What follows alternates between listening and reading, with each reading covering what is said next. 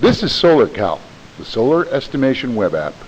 It requires only web access and sky photos from a fisheye lens to create accurate estimates of solar production and net metered savings for even a very complex PV system.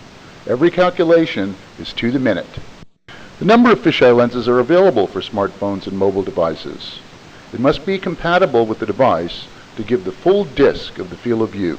In order to keep the camera level and pointing in the right direction, a gorilla tripod can be useful.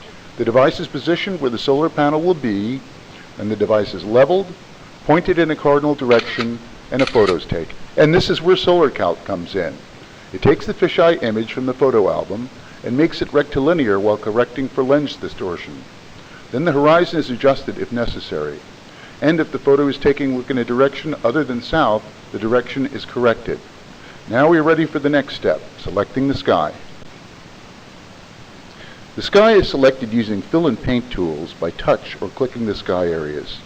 Going to black and white mode lets us see some areas that might need some correction.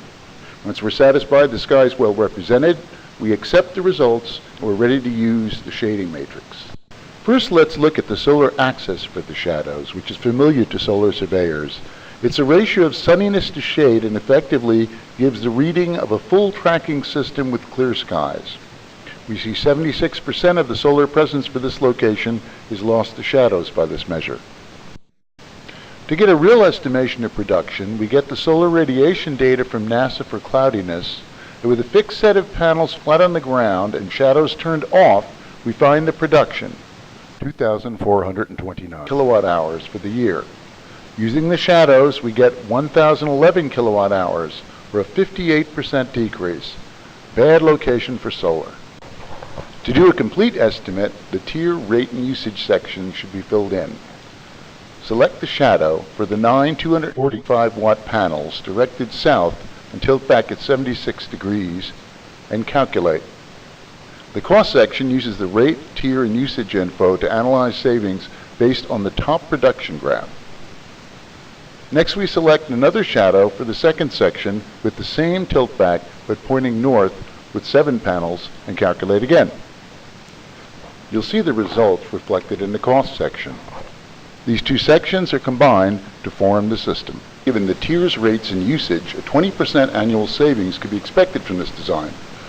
The cost computation has modes for both PPA and a monthly payment option.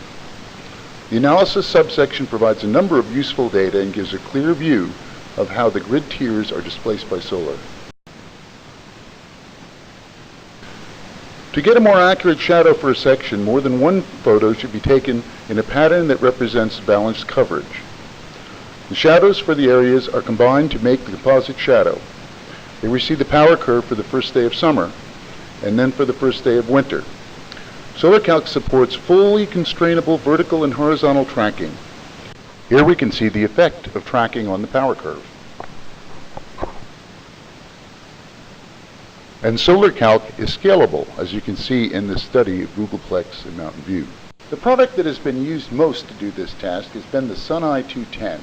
It's not web connected and requires a PC to do the job.